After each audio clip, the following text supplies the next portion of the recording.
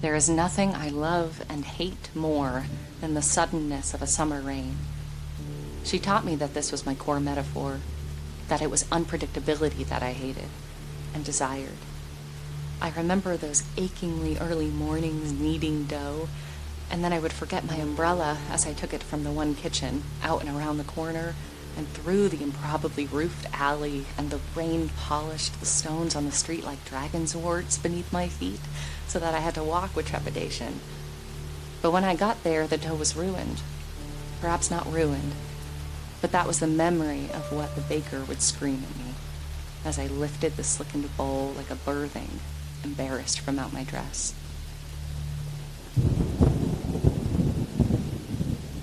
But there were also burst loves in the aroused apprehensiveness of the air, like something pushing your shoulders down and at the same time caressing your every little hair with a feather. The lightning frightening his superstitious boyish heart more than mine. The sight of his dilated pupils reflecting my wet form. And that first kiss, well lubricated by the sweetest potion of unpredictability, relief to the drone, the heat of summer.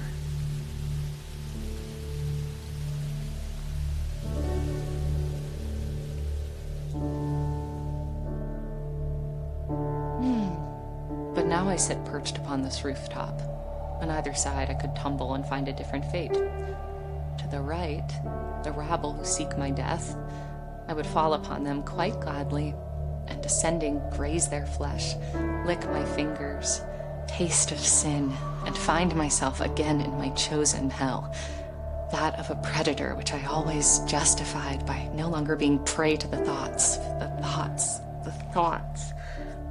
of where I had begun. But the other, down the other side, away from today's chosen cathedral shadow, is a nameless nothingness.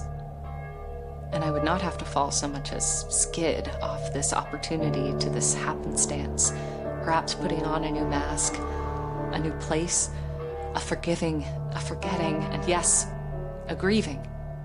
Grieving, always gut-wrenchingly grieving. So I remember to forget. And in forgetting, I find myself anew.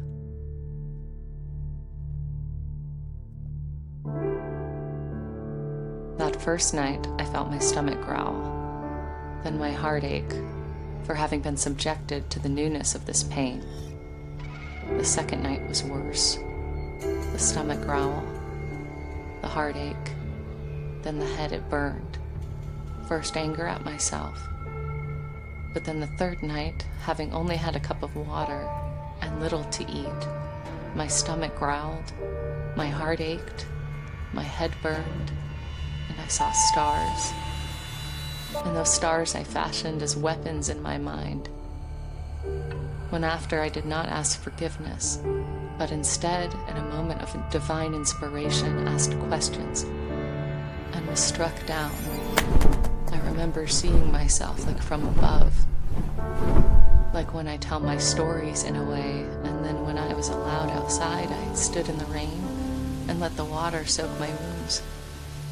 I removed my clothes and felt my ribs and knew that, although I had been as good as excommunicated by my own family for not meeting their expectations of what it was to be a girl or a boy even, that this was small differentiation to the greater truth, that I did not belong to this earth, let alone to them. Should I be grateful to those called my parents for showing me this difference? That I belong to something larger, something other, at least? No more, no less than I can be grateful for a summer rain. Some days it touches me and I am filled with the wonder of improbability. I marvel at something greater. Other days it is only the inconvenience of memory, the persistent pitter-patter of drops when I simply want stillness, nothingness, to forget my mortal coil and its 1,000 natural shocks.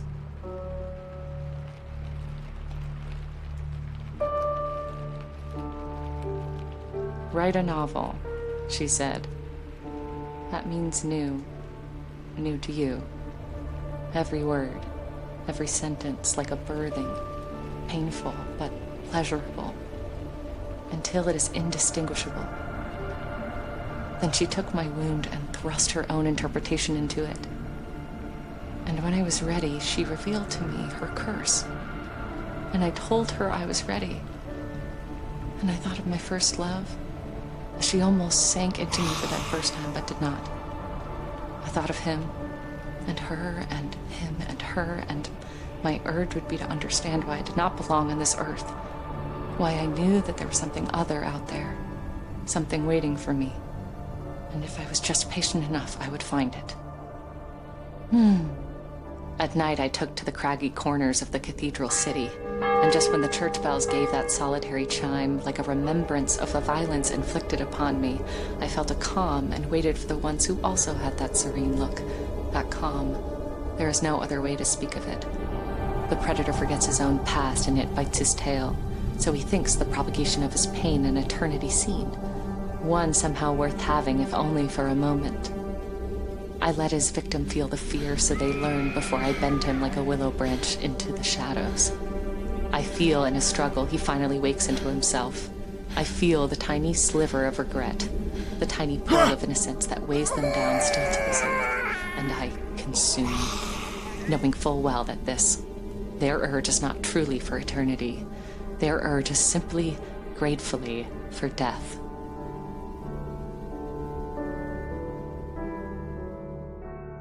But by the time I have slaked this thirst and it is nearing dawn, I want only butter. The smell, the feel, the fold of dough upon its precious pure life-giving fat perverted into so many possibilities. Croissant, pain au chocolat, pain au raisin, chausson aux pommes. I work until I've exhausted my memory of the hours previous and have even forgotten what I am, a mortal no more, but a young person again, humiliated by the gruff baker who gave them a chance and did not care how they dressed. One day in a dress, the next in pants, who thought bread was a reason enough to struggle on this earth, a saint in my eyes. I like to walk on the thin spine of the scaled rooftops like a cat on a dragon's back. I like to do it because I've never trusted my balance. I am both capable and incapable at all times. I hate and have learned to love this unpredictability in my nature. How much I thought it would change me, but instead I have become more human, more nervous and aware in the chaotic miracle of my existence, more urgent and yet incapable of appreciating time as anything evidenced but by decay. I remember what I screamed at them, again, in a late summer rain, as I held my bag clutched to my chest, afraid that he would take what is mine, my journal. I felt like one possessed. In my mind, I was trying to scare them, validate their fears of witchcraft. I yelled, I am the seventh son. I will remind you before you sleep. My curse is your curse forever. I spat on the ground. I did not know what I meant by any of it. I was no seventh son. It was some kind of possession, if you like, though I think I simply had gotten used to saying things, saying them with confidence. It took me a while to learn to watch my thoughts, like waves upon a rocky shore, to learn that it was carving the shoreline, and that rock became stone, became sand, became smooth, and I only had control in staying still, not on the waves. It took me a long time. It took her.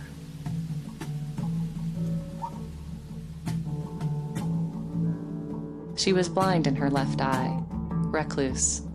We circled each other for months in the market, it would seem, catching glimpses through the tangled web of grubby hands on fruits, of unspooled fabric. Men gave her attention at times. It was hard to tell her age. I often wore the clothes of a young man, my day off, apart from my shopping for the baker. She saw through this, as many others did as well, of course. But Joan wore the armor of a man, too. How did we know that we loved each other? By repetition. If the market were to disappear, we were simply two odd birds marking our talons in the dirt, clicking our heels on the occasional bare street stone. Somehow only we could hear it. A kind of code, counting off our lonely years, proposing change, romance's ideal. An odd sensation. I remember I could see myself through her eyes. I could feel her charge. I could feel myself through her, the desire to pin me down there, almost hurt me, sink her teeth into my neck.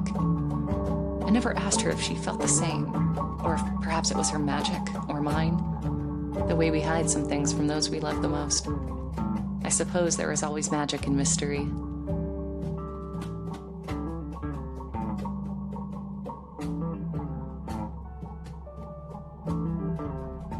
She wrote, voluminously, understated, and recording every little thought, every emotion, almost scientific, refusing herself of embellishment until she wrote of embellishment itself.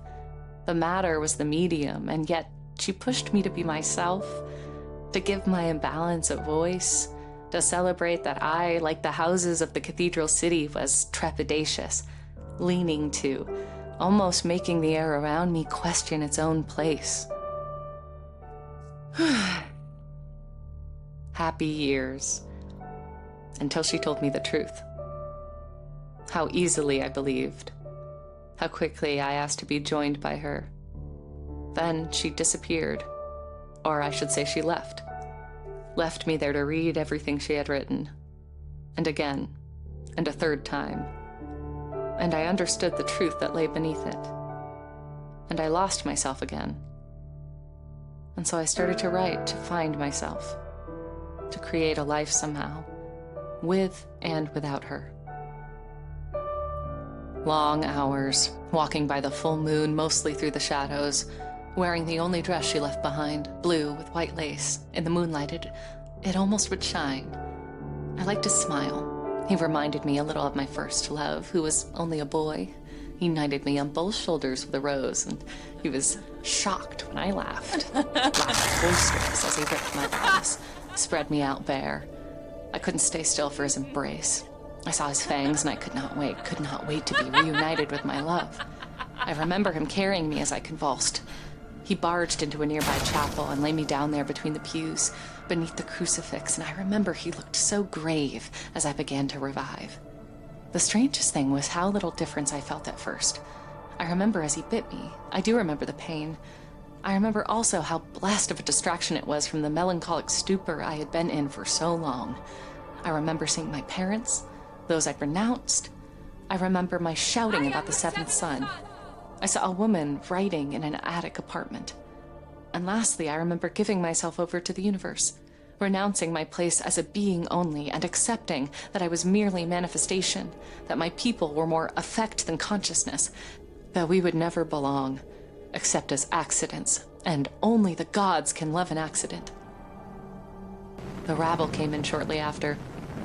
I could hardly move my legs. The man stood and faced them, having planned no exit. Their torches and fists came hard, fast. They stepped over me, and onto my hands and knees found my way out of the chapel, onto the moonlit street. Inside, I heard the man scream, and then came the thunder, and the lightning, and again, the summer rain. Perhaps if I too had been a believer, I would not have made it out alive. I miss him too sometimes. I miss what could have been, but only sometimes.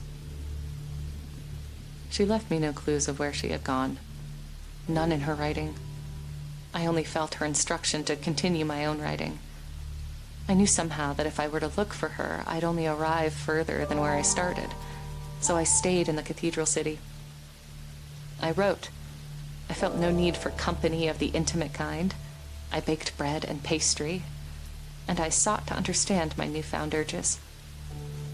And most of all, I watched the moon and listened to the sudden summer rain.